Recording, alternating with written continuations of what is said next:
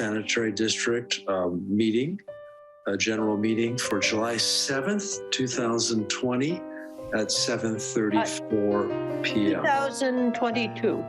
Did I say, what did I say? 2020. Okay, well, I'm 2 years behind the time, 2022. Anyway, with that in mind, Tracy, would you take the roll, please? Okay. Director Decker? Director Decker here? I think he's here. Frozen. Aye, I'm here. There. Okay. Director Harvey? Here. Director Lohman? Director Lohman and is not able to attend, and Okay. Nor is Scott. Go ahead. Director Slater Carter? I am present. Okay. Director Boyd and Director Lohman are not present at this time. Okay, thank you. President's statement. I would like to make the announcement that our previous accountant, Jim Berry, has passed away. He was with us up until 7 years ago and was very influential in developing our district and getting it and helping it to get started as an independent district. So I'd like to, say a kind word on his about him, and if anybody wants to add to that, go ahead, please. Yeah, I'd like to say that he was a great member of our team and worked closely with us here at MWSD for a very long time. And particularly through the acquisition of the water side, he was instrumental in getting essentially the accounting to work and making the finances, seeing through the finances how this would all work, and helping the board tremendously during that time. So that was, I think, his biggest achievement for us. Yeah, so I'm very sorry to hear about his passing. Yeah, my condolences to his family. He lived on the coast, and he was an important part of our team. He will be missed by many on the coast. Okay. Thank you. Anybody else? If not, we'll go on to oral comments. Are there any oral comments for items other than those on the agenda? Well, I have an oral comment for an item which I think is on the agenda regarding Zoom meetings, but that's so, I may or may not, you figure it out. Well, It is the agenda item. So, but I will add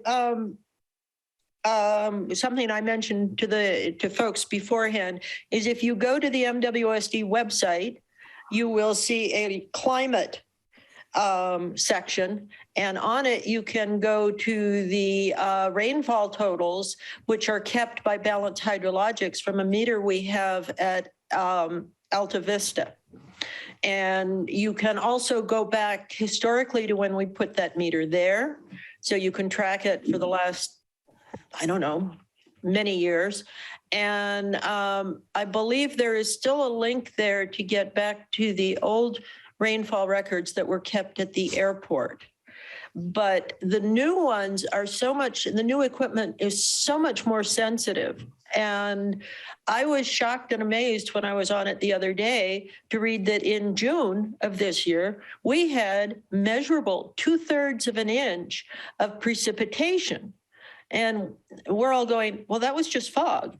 But it's amazing how it adds up if you look at the puddles around places. And I have a feeling that over the next little while, we will probably get yet another inch in July, which is always good news, and it brings us closer to normal. We're actually within the parameters for not median, but for the normal range of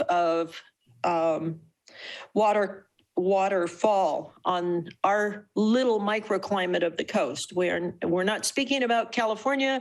We're not speaking about Death Valley. We're only speaking about that little bit of area called Half Moon Bay Airport and Montara Moss Beach. But we're making good progress, and a whole lot more progress this year than in the last 2 years. Great. Okay, any other oral comments?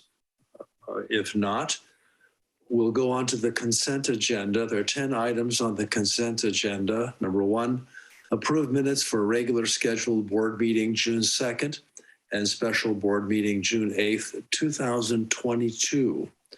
2, approve financial statements for May 2022.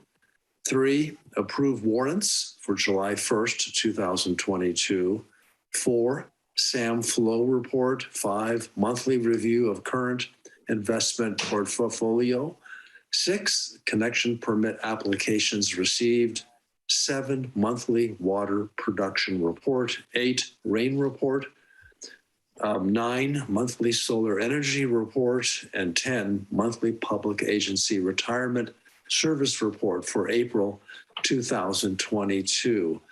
Does any any of the board members want to pull any of those items for further discussion? No, so moved on approving the consent agenda. I second. Okay, Tracy, can we take a vote, please? Okay. Director Decker, Aye. Director Harvey, Aye. Director Slater Carter. Yes. All right, so that passes unanimously. There's no old business, new business. Review and possible action concerning remote meetings during emergency conditions under Government Code Section 54953 of the Brown Act. Clemens, could you introduce that? Thank you, Jim. So this is our now, since about a year, our monthly item that we bring up at the first meeting each month that allows us to stay remote and meet via Zoom. Essentially, the situation is such that the COVID pandemic is still an emergency, is still a concern for particularly public agencies. Our staff and our directors want to stay safe. And so therefore we are recommending the adoption of the resolution to authorize the remote teleconference meetings of the board of directors that allows us to meet again on the 20th or 21st, the third Thursday this month, remote. So this item would come up again on August 4 for further consideration. Currently, Bay Area particularly is an area of concern when it comes to COVID.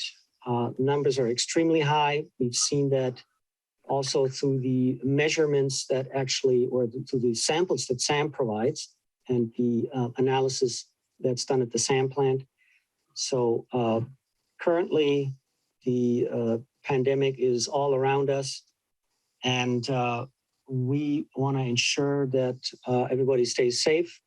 We're a small crew, more than 2 people sick, and we would be very impacted in our operation.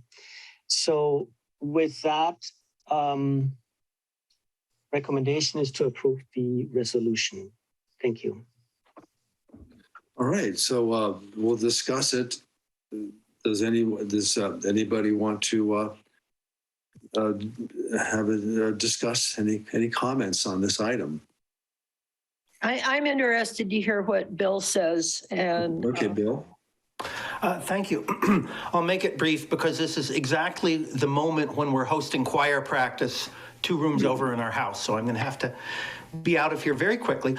I can't actually tell you how to vote on this particular resolution, but it is so close to what I know to be a core kind of philosophy for the notion of protecting public health that I can't help add a little bit of my own scientific expertise just in the hopes that this expertise is mixed into your decision. So I'm not saying vote up or down. I'm saying consider these points while doing it. The cool thing about water and sewer is it is the aspect of government closest to real actual life and staying alive. And the other cool thing is that it's utterly scientifically accessible. If some new microbe were to show up, which was waterborne, you could be on top of it in weeks, and you could know which kind of filters work and how it flows and how it infects people and timescales and stuff like that. There are scientific metrics of the badness of things which go through the water, and thank God you guys know that stuff back and forth. And I, as a scientist, can learn from you about that. Now, turns out there are things about COVID and there are things about Zoom which I can speak to. So, for example, COVID is also a pathogen, and when the state of emergency was declared, it was vastly more deadly than it is now. I mean, I had it a couple weeks ago. I barely noticed it. And my wife had it. She got a cold. So it isn't the same thing it was when we were super worried. I'm sure that matters in the same sense that the toxicity of a pathogen would matter. And the other thing is prevention can be done by airflow. The mechanics of airflow are just like water flow. Put in a carbon dioxide monitor, make sure you're not rebreathing the air from anybody else. Done. That's all you need to do. So the need isn't really the same as the news media says, and you guys have exactly the science. So since you have the science, I will defer to your assessment of the science on those things. But there's a new piece.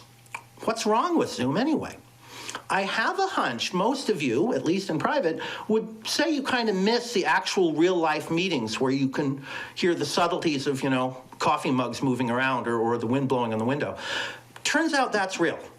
My expertise is in the quantification of trust. My wife Priscilla and I wrote essentially the only scientific paper on trust in human brains. It's titled Sensory Metrics of Neuromechanical Trust, 60 pages long. It's brutal reading. I do not recommend it. I'd recommend you invite me in for $1 and I'll talk your ears off. But the result is that it's all about three-dimensional interaction. The only thing our brains do properly is face-to-face in real life. The minute it's pixels, the conscious part of our brain is fooled, but the unconscious part is like trying to get calories from saccharin. It's not even empty calories, it's not even calories. So we've done the numbers. There's somewhere between 100 to 1 and 1,000,000 to 1.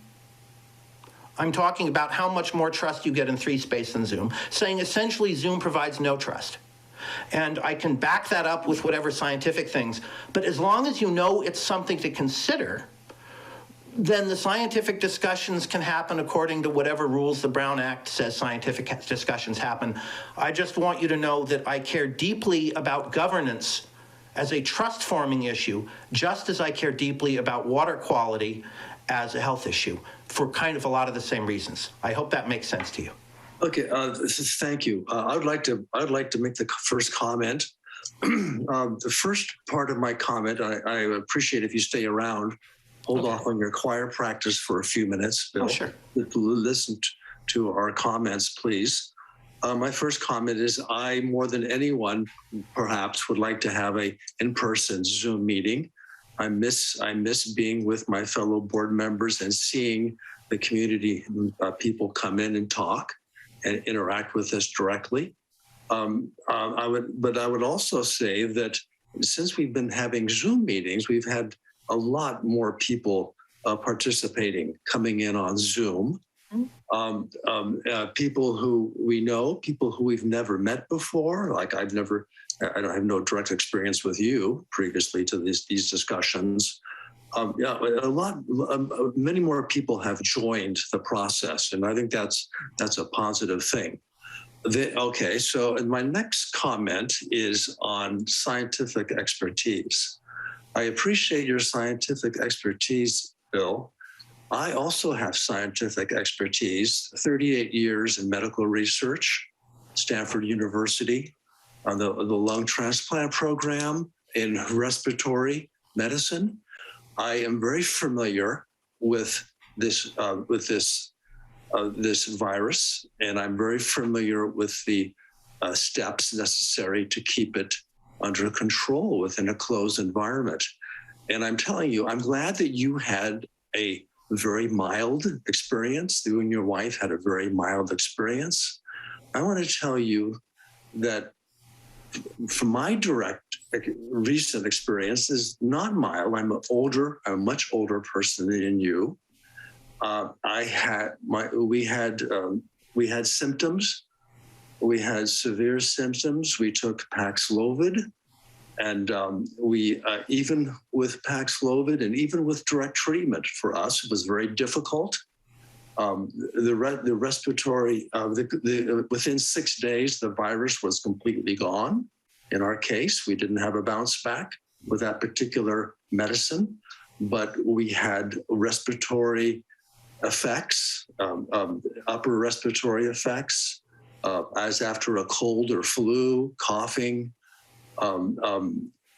nasal congestion from damage to the airways, to the airway linings.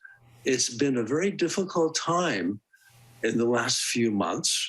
And the other effect, which I've heard is very common with the variant BA4 or 5, or whatever's coming next, we don't know, is being very sleepy, and very tired, and very exhausted, and having to sleep for long periods of time. I'm really glad you had mild symptoms. Myself, speaking for myself and others, many others on the coast side that I know have not had mild symptoms. This is a very serious virus. And a young healthy person may come through with just cold symptoms, but I'm telling you that there are some people, even young people, even people younger than you, I know of, that have had serious symptoms and still have serious symptoms. So I want to use my scientific expertise that this is a serious virus still, and it will be an ongoing serious virus for the next months at least. New variants will be coming through. And I want to tell you that this is a serious issue. As much as I want to be in person at meetings, I also want to tell you, Bill, that CO2 measurements are great, but CO2 measurements don't determine particulate distribution. So being in a room measuring CO2 is not going to tell you whether particulates are hanging around, and this virus can hang around for a long time.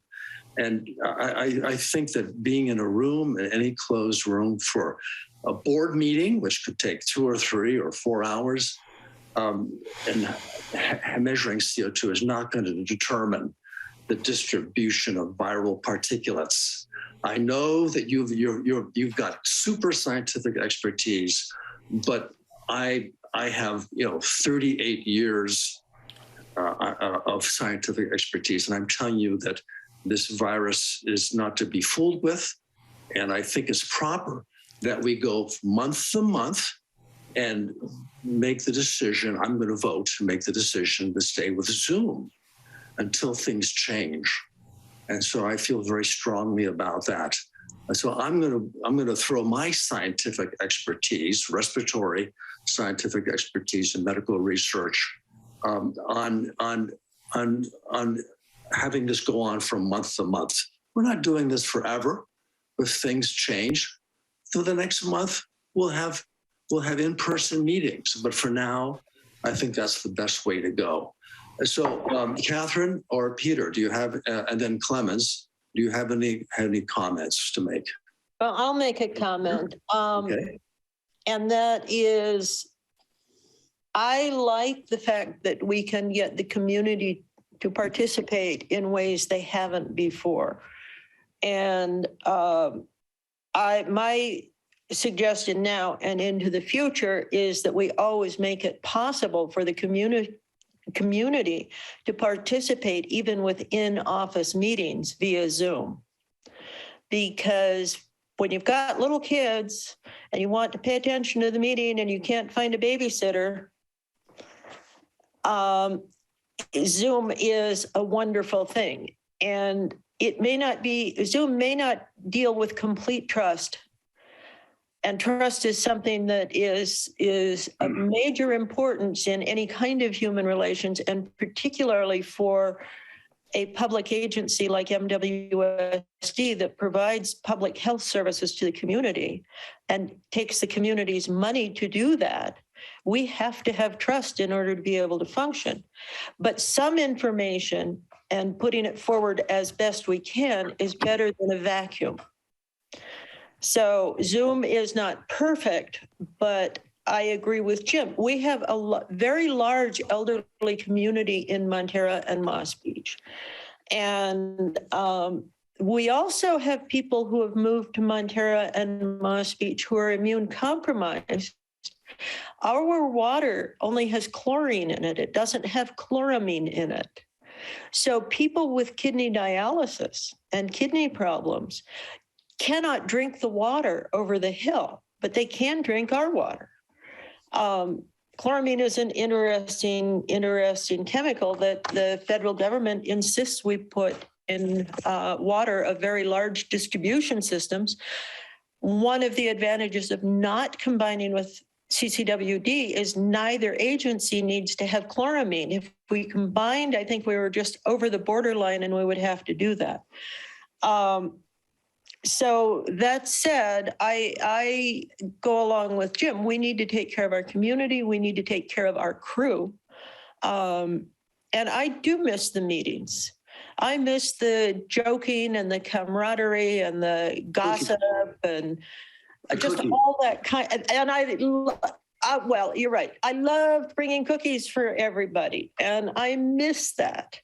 But that said, this is going to go on. And frankly, I think that we need to be thinking, along with others, how to maximize the trust. And Bill, it's not just our meetings that we work to have trust. We send out newsletters. We do have the website. Any of you can contact any of the board members, and at least one of us will get back in touch with you. So, and we can always meet outside at a cafe to chat. And those who are more at risk can sit upwind from those who are less at risk. But right now, I think we need to just keep doing this. And I'd like to see a way that if we wanted to, in 6 months or so, some people could show up at the office, but we could still have a quorum via Zoom of board members, and it allows a certain level of flexibility. Although I will say the other thing we save is not having to open the office up, and there's maintenance and operations and insurance costs that we save by doing Zoom too. There's just a whole lot of things, but I want to say, Bill, thank you for being involved. Thank you for having been involved several times and staying involved. And I look forward to having more conversations with you. Thank you. I'm looking forward to it. I wish I could stay for the other comments, but I do have to go play host right now. So I will catch up with all of you in some form. Thanks very much for doing this, and I respect whatever decision you come to. Take care. Thank you, Bill. Take care. Peter, do you have any comments? Thank you, Bill. Okay. Yeah, I also prefer Let's see, you're freezing up, Peter. meetings in person. I think that camaraderie that you were mentioning too. But then on the other hand, I want to make absolutely certain that we keep people safe. And the only way to do that is if we continue to have our meetings in Zoom, because there is a risk involved bringing people together. And I certainly wouldn't want to pass anything on to people who are immunocompromised or otherwise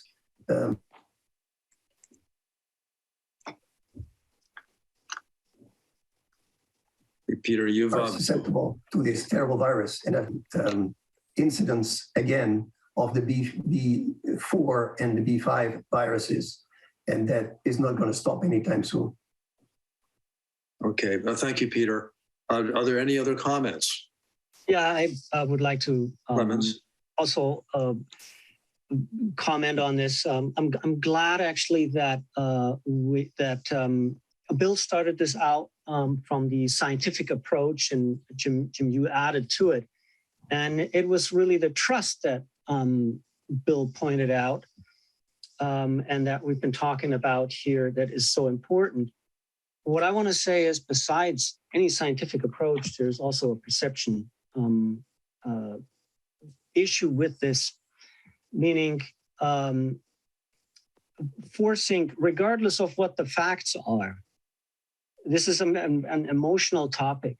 So forcing directors, staff, or the public to attend when they feel very uncomfortable with in doing so, I think can be very counterproductive. So I think the best trust building tool we have is currently to stay with Zoom, quite frankly. Thank you. Okay, if there are no other comments, any discussion, if there's no other discussion, to carry this on month by month, we'll go ahead and take a vote. Tracy, please. Did we make a motion? Oh, no, I'm sorry, Catherine. I will make the motion. You may, and I second the motion. Okay, the motion's been made Continue and with seconded. Zoom. Okay, motion has been made and seconded.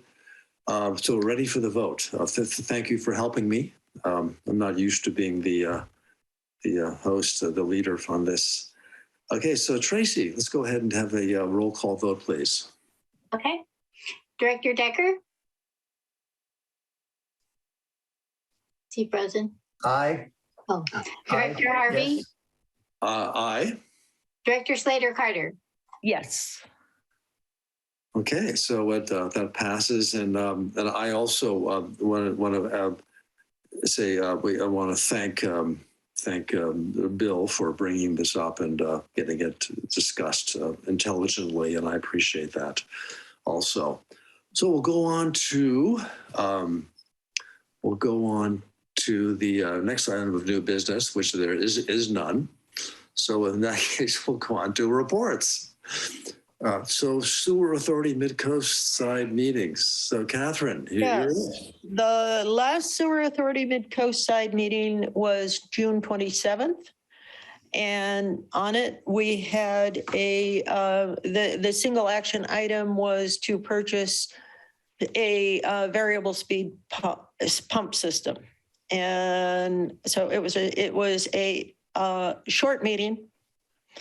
Very informative. Keishan did a very good job explaining what a variable speed pump is.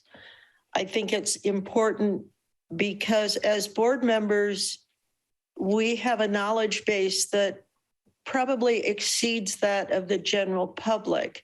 And we assume people always know as much as we do. And I appreciate it when Keishan and Clemens put in what we already know, but as information for the public, so they can be fully informed too. And so I would say that that's part of the transparency and trust aspects that go into building a informative and a well-run district. And JPA, there was a finance committee meeting this morning, and we are working with Peter Medina again at SAM, and he is going to be working with Clemens on building some new reports for the capital improvement projects, showing when they're started and the progress they are making, and continuing that from fiscal year to fiscal year. And we also discussed how to display the monies that have been paid by the districts for a capital improvement program that has been converted to a construction in progress project. And so the money has not been spent, and we have what appears to be surplus money in the budget, but it's not really surplus because it's allocated and committed. And so we're trying to be able to figure out how to make that very clear for everyone. Peter and Keishan are going to be working on that. And one of the things I brought up, and I'll bring it up for us, is it goes back to talking about what we take for granted as not a knowledge base. But when Peter Medina was talking, first we were talking about CIP as capital improvement program. Then we were talking about CIP as construction in progress. And there was no real pause, no real note that we were switching meanings entirely. And so I am urging all of us to use adverbs and adjectives in front of things. I don't know how many, Peter, maybe you know how many different definitions there are of the word fund or funds, but that funds can be in terms of hard cash and money. It can be in terms of something that can be spent. It can be in terms of a cache of money for something. And if you're bouncing around the word funds here and there when you're talking about budget, people are not quite sure. So we need to be talking about cash funds and accounting funds and reserve funds and those kinds of things so that we aren't arguing without knowing what we're arguing about. And so I'm looking forward to the new documentation that Keishan and Peter are going to be coming out with. I think it will help clarify problems quite a bit. And I can think back over the years, and I think this is something that has been needed for a long time. The other thing we had today was a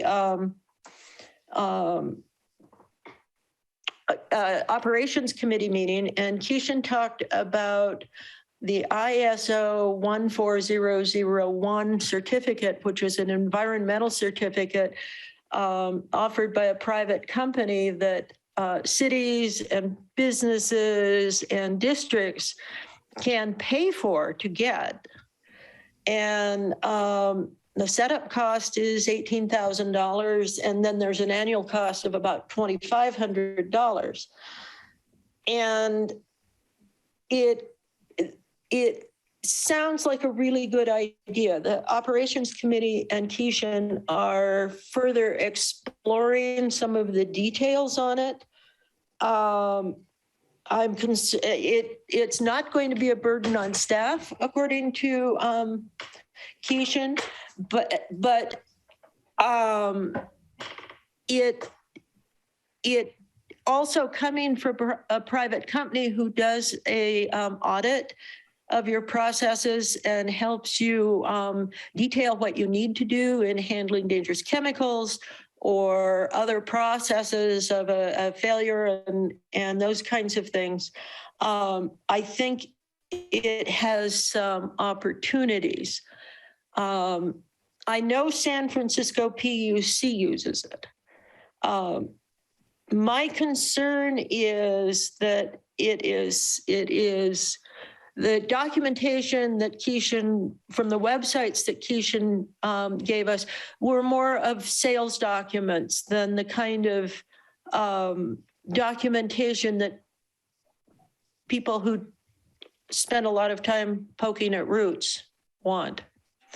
It was all nice top level, saying it can help you with your insurance. It may help you with your insurance. It may help you with regulators, may help you. So we're asking Keishan to do some double checking on that. My other concern is that it sounds a lot like what's called an ESG, an environmental, social, and governance set of standards. And these, I've heard about these, and they are politically controversial because certain investment houses are using their ESGs to decide if a company is environmentally, socially, or governmentally up to snuff. And it might be, you might be a shoe manufacturing shop and you want to expand and you want to get a loan. And so they look at your sort of ESG scores. It's sort of like the Chinese social scores. And really, all they should be looking at is how you handle your money and your product, not what the social stuff is. So I am somewhat concerned, but it is also the way the world appears to be moving. And so I'll repeat myself, but we need to keep looking at it. And I want to thank Keishan for bringing it up and exploring it with us. He's very patient with his committees and his board. I think in many ways it is a good idea, but it is going to be an ongoing cost, and $18,000 is on our budget level, not a huge amount, but I can think of some other things we could do with it. So that's the SAM up to this afternoon. You're on mute, Jim. Jim, You're on mute. we can't hear you. Thank you. Catherine, thank you, Clemens. Thank you for that complete report. There's a meeting coming up this Monday, correct? Yes. Thank you for all you do, and for you and Rick. Appreciate that. The agenda will be published tomorrow. Okay, great. All right, we'll go on to Mid-Coast Community Council meeting. Catherine. I haven't been following it, to be really honest. I have let that slip by, and I'm sorry Greg's not here because I've come to rely on his point of view on that. We rely on his expertise. Yes. Also. So then Rick is not here to give his CSDA report or LAFCO report. Attorney's report, Christine Fitzgerald. Thank you, President Harvey. I have no report this evening. Thank you. Okay, thank you, Christine. Are there any of the directors here want to give a report? If not, Clemens, our general manager, do you want to say anything else besides what's in your report? Yeah, I want to actually highlight something that's in the report, and I think that deserves highlighting. This board approved we sole sourced some projects to Majora Brothers. That's the drillers that we've been using for quite some time. We have actually scheduling issues to get them out. We were hoping to have this all done before, much earlier. However, I'm happy to report that in the last month, we actually got essentially some new innards for the Alta Vista well. So the Alta Vista well was put in service in 2007. Or I gotta be correct, it was actually a long-term test that started in 2007, but that during that time, we were already allowed to utilize the water. So it was officially put in service later, but it is in existence and running since 2007 and producing water since 2007. And so by now, the pump, riser pipe, the electronics, cables, and particularly the wellhead, because that is always exposed to the elements, what were in need for replacement. And I want to thank staff for managing this really diligently, because all of this had to be put together beforehand and put in place, organized, so that this was done in a minimal time without really anybody noticing that a major producer in the system was down for a day or two. Okay. Thank you. Thank you, Clemens. All right, we'll go on. Are there anyone want to bring up any future agendas? Yes. And I talked to Clemens about this. Our retirement fund, it's time to look at how it's doing. And Clemens said we're right on schedule, so we're going to be having a presentation from the retirement fund. Mary Beth, I've forgotten her name. Yes. Oh, yeah, her last name. Drawn a blank there. That's okay. I would like to, after they give that report, have Alex, our economist, give us his analysis of what he's seeing. So that we're, given the current financial climate, as somebody who has an entirely self-funded retirement, I've been hit this last year. And so we need to be keeping track of these things for our district too. So to the timing on this, real briefly. So we just started the audit process, and so for the audit this year, it's actually a requirement that every 2 years we look at the contributions, of course, with every audit. Or the health of the retirement fund with every audit. But every 2 years, we're required to look at if there are adjustments needed. And it's a much more in-depth look on, how the demographics of our staff, for example, what can we expect looking forward? These larger calculations are done every other year, and this is the year when this is done. So it's not going to be on the agenda, in next month. I'm going to give Mary Beth some time to look at this, produce it. And so in the context of this year's audit, this report is going to come out. And then we're going to also invite Alex to take a look at what he thinks, how this should work going forward. Thank you. Clemens, can you tell me when the audit it will be scheduled, or when that will happen? Well, it's happening right now. Okay. So when we get the actuarial report, we can publish it. We can have Mary Beth come and present her work. The audit itself is that's going to take quite some time, particularly this year. The audit world looks like pretty much everywhere else, and staff is in short supply. So we know that this year we usually get the audit around December. And we know already that this is not going to be the case. So it's going to be after December that we receive the audit. Okay, and when do you think that Mary? I'm just going to go with prior years. I think that was around September, October when we got the reports from her. In a couple of months, we'll have that report. 2 or 3 months or so. Yes. So we just invited Mary Beth to be part of this process about 2 weeks ago. All right. Okay. Thank you. All right. If there's no more future agendas, we're going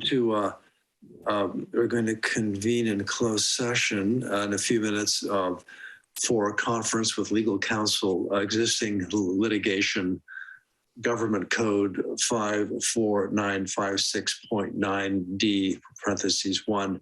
The first one is case.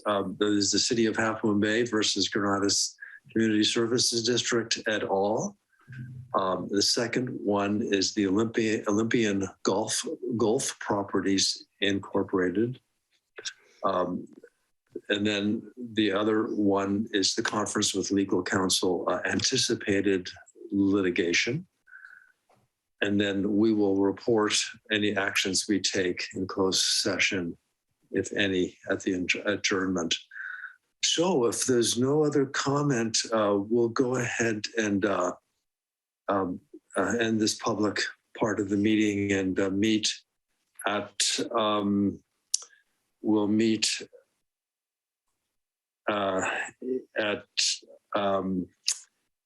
do we usually do 5 minutes, Clemens, yes, or 10 minutes? What do we usually do? Somewhere between 5 and 10. Okay. Well, so how about 25 at 8:25? Okay, so we'll meet 7 minutes right in between.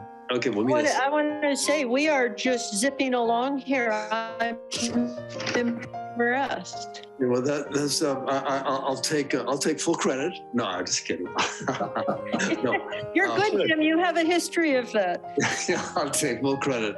And with all respect to Scott, it's just that we have fewer items on the agenda. Only one item on the agenda. So, okay, we'll meet at 8:25. Thank you very much, and I want to thank everyone who has participated and anyone who listens to the meeting in the future on the public agencies. I want to thank you for listening and then coming forth to participate in the future. Thank you very much.